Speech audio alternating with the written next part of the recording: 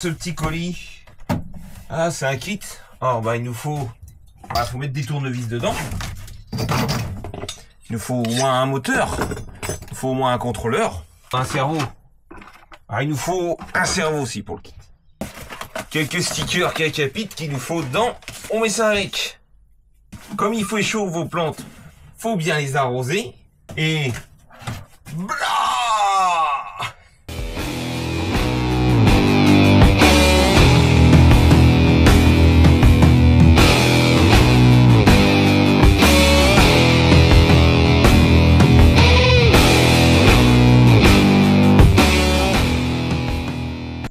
Allez, salut les amis.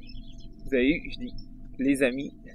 Au moins les amis, ça passe pour le masculin et le féminin. Allez, donc, après cette petite introduction, on se retrouve pour vous présenter la Kakapit KRL. Donc, rallye 1/7 de Porsche 911 ou 950, oh je sais plus. Je suis pas un grand spécialiste de Porsche. Donc tu vois, réplica, je sais même plus le nom non plus. C'est une réplique on va dire, sauf que t'as pas les sponsors. Donc, ça cette voiture tu la reçois en kit. Tu as la version non peinte et peinte. D'ailleurs, tu vois, j'ai oublié de mettre ce sticker là, je viens de voir. Donc là j'ai les pris en version peinte. Donc tu as tous les stickers à mettre. C'est du boulot, mais ça se fait bien. Il y a quelques petits ratés honnêtement, je te dis, au niveau des optiques, au niveau de là. C'est de la grande bande, moi je les ai coupés pour essayer de les mettre le plus possible en place. Même à l'arrière, je sais pas si tu vois, j'ai un peu craqué. Mais dans l'ensemble, ça va quand même, hein, ça va pas m'empêcher de rouler. Donc, on est vraiment en scale. C'est vraiment, on va dire, du scale. Tu as l'éclairage avant, arrière fonctionnel. Donc je te ferai voir ça, j'ai tout branché, j'ai mis des batteries, on va voir ça. On va d'abord démonter la carrosserie. Donc, la carreau, comme je te dis, elle arrive peinte, pré-percée. T'as plus qu'à mettre tes stickers. À mettre tout le système d'éclairage, comme tu peux le voir ici. Tout le système d'éclairage. Tu as tous le double face de fourni. Moi, j'ai rajouté du scotch alu, pas d'isolation, mais de gaine d'aération. Tu vois, en alu, comme ça, j'ai bien mis... j'ai bien fixé le câble, mais je pense que je vais essayer de rallonger parce que comme tu peux le voir, il y a un feu, il est un peu trop court, mais du coup il passe sur la vitre arrière et ça me plaît pas, ça fait pas beau, je voudrais le rallonger pour qu'il fasse vraiment l'angle et tac, vraiment discret. Niveau Lexan, eh ben la coque elle est super épaisse, franchement, Lexan est... Allez, oh, il y a plus d'1 millimètre, hein, ça se voit. Les feux c'est de l'impression 3D, ça rend vraiment bien. Ils ont même prévu si tu veux mettre des écrous, enfin la visser, mais c'est juste mis avec du double face, ça tient très bien. Tu as toutes les imperdices, tu pourrais rajouter l'aileron, les rétros. Moi ce que je dirais comme critique sur la coque, sur les vidéos, je pensais que cette partie-là, là en noir mat, c'était en plastique dur, rapporté dessus, pour vraiment protéger la carreau en cas d'impact. Et c'est juste du Lexan fait avec du noir mat peint par-dessus. Tu as la calandre qui est en plastique rapporté, mais j'aurais bien voulu que cette partie-là soit aussi. Parce que tu vois, si tu vas dans l'herbe ou la terre, un peu comme c'est une rallye, ça aurait plus protégé. Tu vois, idem à l'arrière. Mais à part ça, franchement, la coque en elle-même, solide. Tu as ensuite ceci à stickeriser. Ta protection, on va dire, du châssis avec les deux pilotes. Alors, les deux pilotes, c'est de la tête imprimée 3D. Je me suis un peu galéré à mettre les stickers parce qu'il faut vraiment les dégraisser. Et pourtant, je les ai nettoyés à l'essence et tout. Et les stickers, ils prennent vraiment mal. C'est un peu dommage. Donc, tu as une tête réaliste et on va dire une tête un peu Robocop. Fais attention aussi aux vis que tu mets. Si tu mets des trop longues et que tu serres, tu vas tirer le petit écrou en laiton qui est à l'intérieur, qui tient en fait, qui est moulé dedans dans l'impression. Donc, fais attention. Après tu peux le recoller. Donc j'ai mis les stickers. Ça arrive déjà tout aussi pré-percé. Ils te fournissent avec un sticker qui va normalement là. Mais bon, c'est déjà percé. Donc bah je l'ai pas installé. Pour la tête de pilote, moi j'ai mis des grosses rondelles. Point de faiblesse sur le cockpit, c'est souvent au même endroit. C'est vraiment ici. quand tu étires le moule avec les pilotes, c'est ici la partie faible. Moi, comme tu peux voir, j'en ai percé une pour passer le câble d'éclairage. Tu as possibilité de mettre un ventilo là, 2 petits là. Par contre, ça c'est bien, ça va vraiment protéger la coque. Donc, là, maintenant, on est rendu sur le châssis. Donc, châssis Kakapit. Franchement, les pièces, c'est très similaire. Moi, j'ai eu le K2. J'ai pas eu les autres, mais le K2, j'en étais très content. Et là, on est sur la même qualité, ça se voit. On a beaucoup de pièces alu quand même. L'alu, c'est en 70-75 T6. Je vais te dire tout ce qu'il y a en 70-75 T6. Tu as le châssis. Tu as les 2 tourelles. Tu as les 4 cales de train. Les 4 cales de train. Elles sont belles en plus. Tu as le renfort ici. La platine là. Les renforts là. Le renfort qui est juste en dessous, le SC. Tu as, je pense, le palonnier. Palonnier alu fourni en 25 dents. On a les noix, je pense, renforcées. On a les plastiques, les triangles, je sais pas si c'est les mêmes que le K1 ou le K2, ou s'ils en ont fait des nouveaux. Tu vois, ils sont assez flex. Tu as la place. Tu as tout ce qu'il faut pour mettre des inserts en carbone, je pense, ou en graphite. Tu as tout prévu. Ah oui, on a la barre d'Ackerman aussi en 70-75 T6. C'est ça. Les amortisseurs, je pense que c'est les mêmes hein, que les K1 et les K2. Je pense que c'est les mêmes. Hein.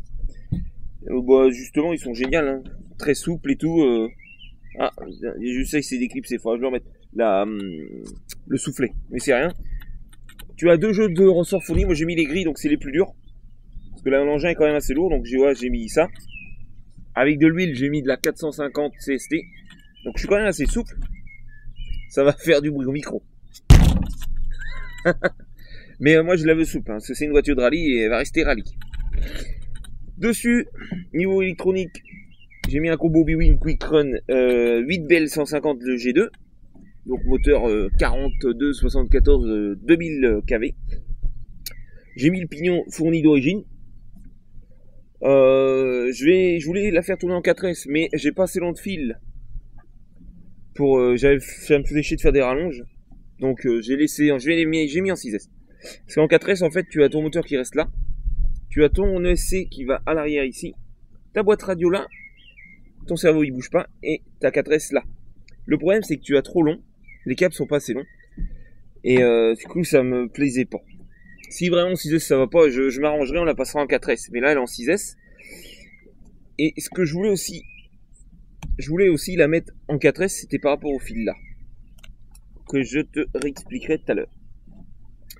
Donc voilà l'implantation. Les bacs lipo sont réglables. C'est les mêmes que les K2. Et que les K1 je suppose. Je dis les deux mais j'ai pas eu le K1. Mais le K2 ouais, c'est les mêmes. Donc pas de problème. Ils sont réglables. Là je les ai mis au minimum. Et tu vois déjà la lipo là j'ai de la marge. Hein. Attention par contre les mets pas trop long. Si tu les mets trop long ils vont dépasser là. Et ils vont venir te gêner avec là. De chaque côté. Il faudrait que tu recoupes. Mais moi j'ai pas envie. Les lipos moi elles rentrent comme ça. Donc, voilà. Niveau diff, on a 300 000 au centre, 100 000 à l'avant, 20 000 à l'arrière. J'ai pas mis trop dur. C'est pas une GT.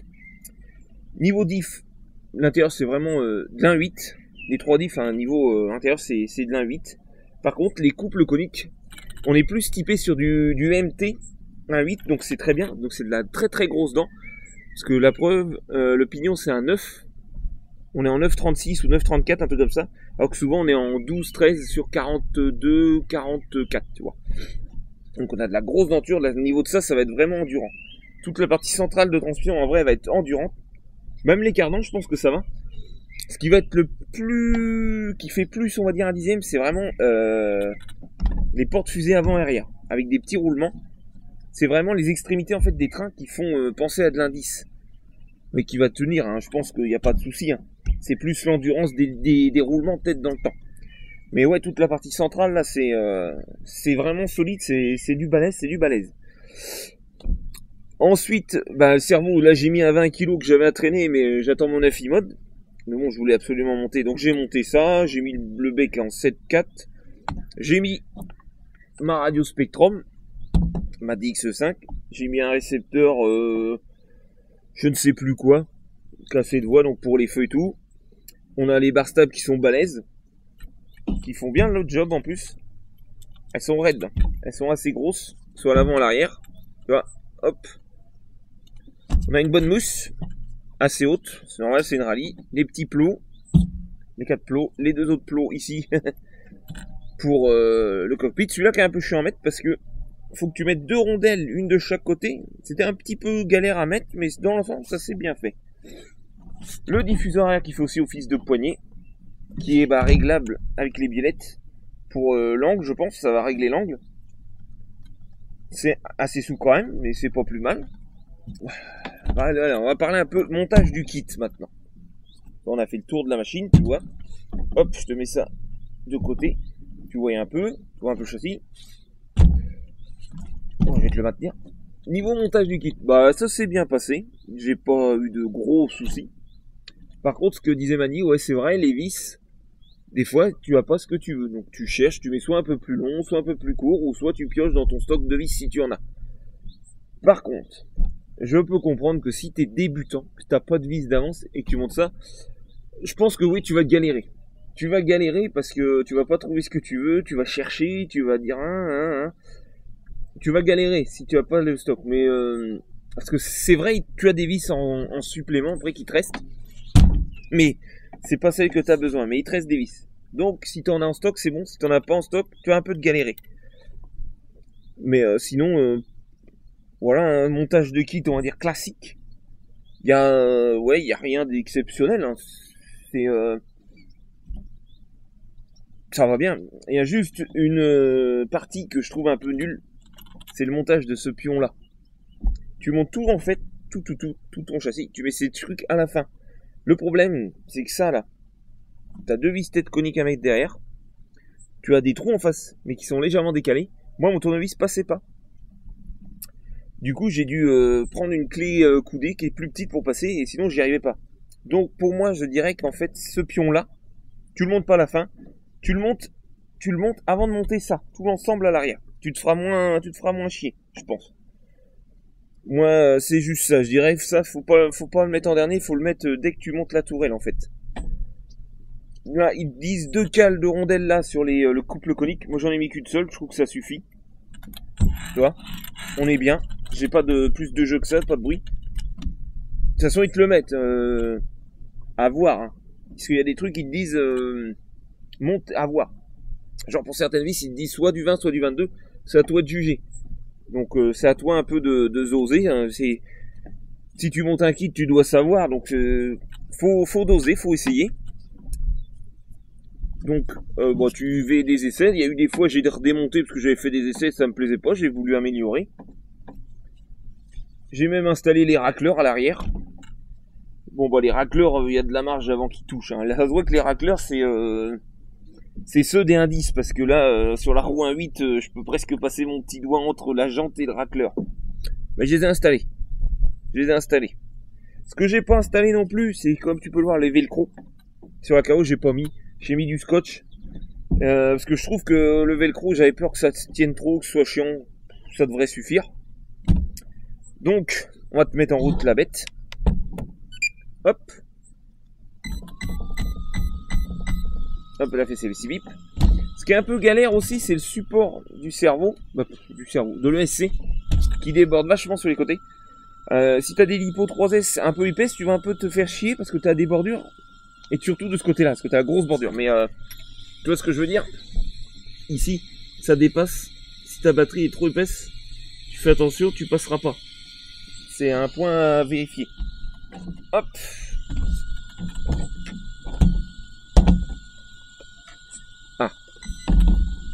Ouais, c'est un récepteur AVC.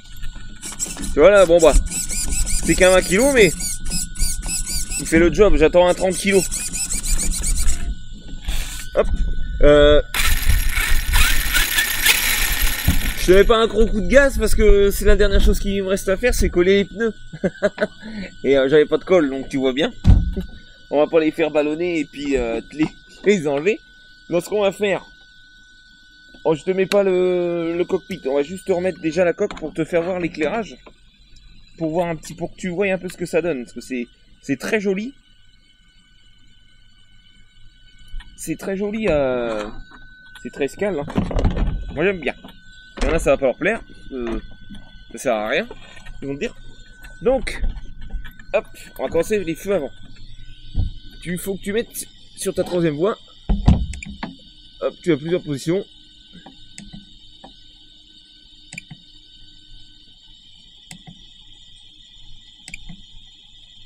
Là, c'est éteint. Je sais pas si ça va marcher.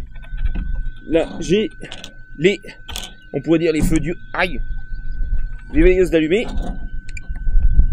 Et là, les pleins phares. Tu vois. Hop. Tu as bien sûr les clignotants. Tu vois, qui suivent. À l'arrière. On fait des feux, on pourrait dire séquentiels, comme tu peux voir. Drut, drut. Tu accélères. Freinage. Ça allume malheureusement le feu de recul. Ah ouais, par contre, si tu refreines et que tu machin, c'est bon. Mais par contre, si tu... Allez, tu vois ce qu'il veut dire, Mani. Dès que tu lâches les gaz, il croit que t'es un frein auto, donc il s'allume un peu. Ah, je me suis fait mal à la langue. Mais ouais, c'est vraiment bien fait. C'est scale, c'est joli. Hein. C'est de toute beauté. Le petit reproche, c'est que, je dirais, c'est que bah, ça, la partie carreau, tout ce qui est sticker, montage de kit éclairage, et oui, voilà. Tu ne l'as pas dans la notice, c'est à toi de te débrouiller. C'est à toi de te débrouiller. Ouais, moi j'ai réussi, hein. J'ai réussi, c'est... Faut chercher, mais ça se fait, hein. Ça se fait, mais ouais, ça aurait été pas mal pour savoir lesquels stickers va là, tu vois. Et comment brancher l'électrique. L'éclairage. Donc moi, ce que je vais faire, je pense que je vais rallonger ce câble-là. Celui-là, c'est bien, il est assez long. Mais j'aurais préféré qu'il soit genre plus court de ça. Qu'il s'arrête genre là. Et que celui-là, justement, soit plus long. Pour bien sortir de l'habitacle. Mais je pense que... je risque de faire un système de le rallonger lui. Ou de raccourcir lui et de rallonger lui. Pour être plus à l'aise. Parce que celui-là, c'est vrai que c'est un peu court. Celui-là, il aurait fallu qu'il vienne genre là. Juste ça de plus, c'était bien. Juste ça en petite critique. Après, les vitres, ça s'est bien mis. Mais ce qui est chiant, c'est que elles sont teintées, mais tu vois bien que c'est des stickers. Et du coup, ça fait comme du blanc là. Alors, je sais pas si je vais pas prendre un scalpel. M'amuser à bien couper au bord du cadre et les renlever en fait. Et avoir juste les contours de vitre. Je me tâte à le faire. Je pense que je peux le faire parce que comme tu as plusieurs stickers de fourmis, tu en as deux teintages différents. Donc au pire, si ça fait moche et que je me foire, tu reprends l'autre. Mais je pense que ouais, je vais couper et ça fera plus joli. Parce que là, ça fait trop... comment te dire, ça fait opaque, ça fait bizarre. Ça fait pas vitre. Donc c'est pas très beau. C'est pas tout beau. Comme tu peux le voir aussi, bah, j'avais pas mis de ventilo encore. Parce que j'attends, j'en ai un, c'est un orange, c'est pas beau, là j'attends mon noir qui est commandé sur Ali. Bah, avant qu'ils nous mettent les taxes, avec fumée. J'attends, mais on va faire déjà les tests comme ça, on verra si ça chauffe ou pas. Faut essayer. Et puis voilà, bon, premier essai, bah, ce sera rallye, de toute façon, j'ai la Genius pour l'épice. Elle, ce sera rallye, c'est sûr, c'est une rallye Porsche. Ça me fait rire. Je pense même que je vais l'emmener à la plage, ça peut être drôle, franchement, sur sable mouillé. Ça peut être drôle. De toute façon, c'est même pire qu'une rallye, c'est Dakar. C'est écrit sur les pneus. C'est des Cima. C'est des Kakapit Dakar Rally Cima. Donc, voilà les azous. Ah, tu vois, je l'ai dit. Si tu veux plus d'infos, bah, il y a la chaîne Amani qui l'a présenté. Là, à l'heure où je fais la vidéo, c'est pas encore sorti, mais Charles l'a monté, il va la présenter aussi. Il y a Cédric. Cédric, il l'a acheté aussi. Donc on va pouvoir faire des retours. Moi je pense que ça sent bon. Je pense que ça sent bon.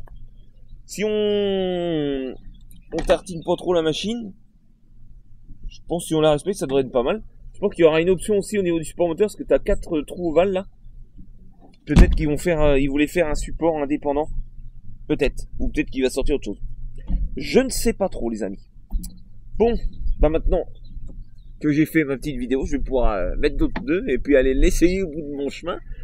Ça me démange de l'essayer vite fait quand même, donc fallait absolument que je fasse la vidéo avant qu'il m'arrive un malheur ou quelque chose. Allez les azous, je vous dis à la prochaine, c'était Max DRC. Et puis on se retrouve dans la poussière avec cette machine. Allez, topette les amis.